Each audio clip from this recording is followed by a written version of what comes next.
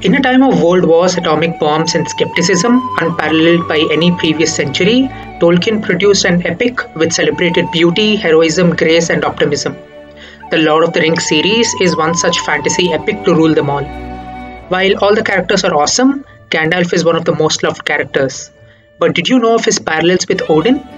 You may know some parallels but might not know a few, one of them being that both Odin and Gandalf love the subscribe button and wish for weekly bites of random content straight into their YouTube feed. So if you like either or both of them, make sure you like, share and subscribe to this channel.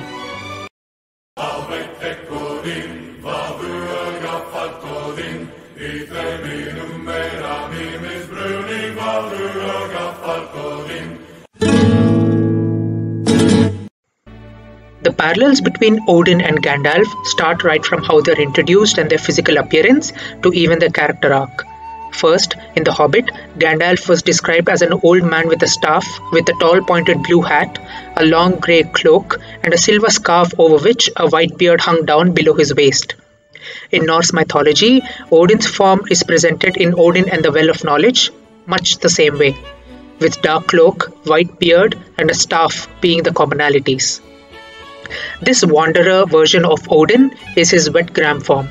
In fact, Tolkien even discusses how he thought of Gandalf as an Odinic wanderer in one of his letters. However, some critics say it was inspired by a painting with the same name by Von Rosen. But nevertheless, it is apparent how his appearance closely resembles Odin's wet gram form. Both Gandalf and Odin have diminished earthly forms of themselves, Gandalf's being the diminished version of his Maya state in which he is known as Olorin. Similar to how Gandalf holds many names as he wanders Middle-earth, Odin accrues many names as well: Broad Hat, Longbeard, Greybeard, and many others. Second, Odin's legendary eight-legged horse Sleipnir, who ran in the air at great speeds, parallels to Gandalf's Shadowfax. Shadowfax had no equal among horses in Middle-earth, and as described in Two Towers, he sprang forward in battle with fire flowing from his feet and in great speed. Third, Odin's legendary gear, the spear Gungnir and the ring Draupnir. These could have influenced Gandalf's legendary sword Glamdring and more likely his staff. The ring possibly influenced Gandalf's possession of the ring Narya. Fourth, Gandalf and Odin both receive new wisdom as a result of sacrifice. Gandalf is reincarnated after his fight with the Balrog, and Odin gains his power and wisdom after hanging himself on the tree Yggdrasil for 9 days. Fifth, Gandalf and Odin each associate with birds, both using their winged companions primarily as sources of information and occasionally as quick transport. In the legend, Odin employs the service of Hugin and Munin, two raven messengers. In much the same way, Gandalf is helped by Roak, an ancient raven who was used as messenger on their quest to defeat Smaug. This is true even when it comes to eagles. When Odin was trapped by giant Sutung, he turns to an eagle to escape Asgard. Similarly, when Gandalf was trapped by Balrog and famously exclaimed, "You shall not pass!" in the novels, he was found by the majestic eagle Gwaihir the Windlord. After this, he returns as Gandalf the White. The color white symbolizes purity and or godliness. The heavenly diction gleaming white support the claim that Gandalf the White is in fact a godly figure just like Odin. While these parallels do exist, it is not to say that Tolkien imitated the existing mythology in Gandalf. In fact, for all these parallels, as one scholar Matthew James Gidney observed, he did not particularly take a liking to Odin as how he was seen in Norse mythology. And the Gandalf version of Odin represents Tolkien's view of how Odin ought to have been. He felt that Odin in Norse mythology was distorted. He was determined to rewrite Odin, and he did so in a very fundamental way. Tolkien believed in true light, a thing's essential goodness which is often corrupted or disguised by evil perversion.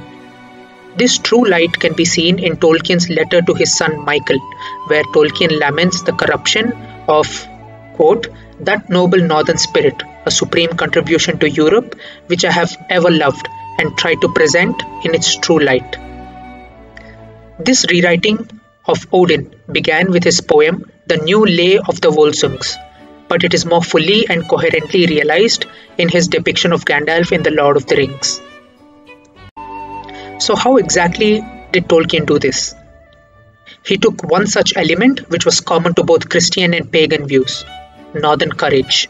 Tolkien wanted to present northern courage, the Norse view of fighting to the end despite certain doom, in its true light, and Odin was the perfect character through which this virtue could be expressed, revised, mainly through Gandalf.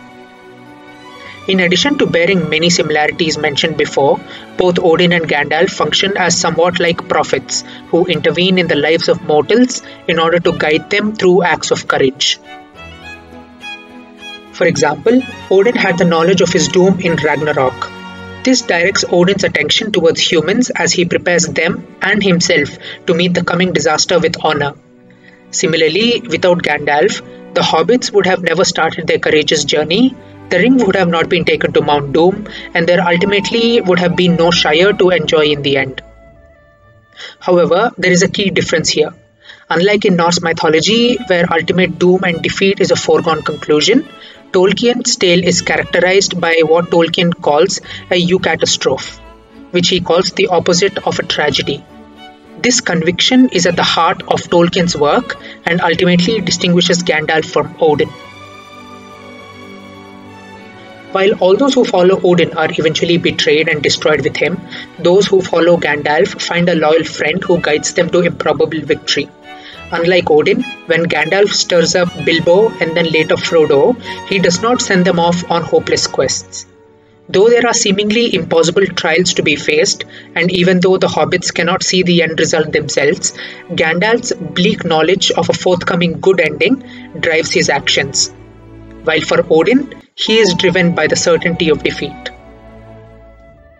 For Odin, the foreknowledge of the end is a dim source of inspiration. Since he cannot see how every action of his brings him one step closer to Ragnarok, he hopes that he may yet cheat the fate. The more strength and wisdom Odin amasses in the meanwhile can only better his odds at winning.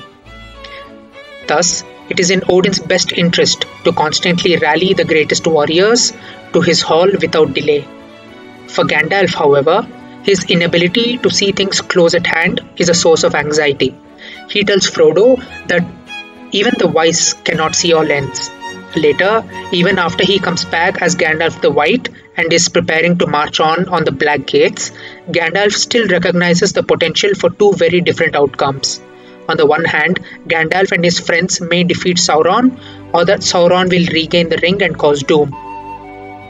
Later, even after he comes back as Gandalf the White and is preparing to march on the Black Gates, Gandalf still recognizes the potential for two very different outcomes. On the one hand, Gandalf and his friends may defeat Sauron, or that Sauron will regain the ring and cause doom. Gandalf sees that action is necessary and indeed their duty, but he does not see a clear road ahead and is not confident enough to rule out any chance of calamity. However, even though Gandalf does not carry with him a special formula that guarantees success, and though he cannot see what the cost of victory will be in the end, he does know why he was sent back to the world, to bring about Sauron's end. Gandalf, like Odin, is not omnipotent nor omniscient. Even if he believes that victory will be ultimately his, he must still act out of faith rather than absolute certainty.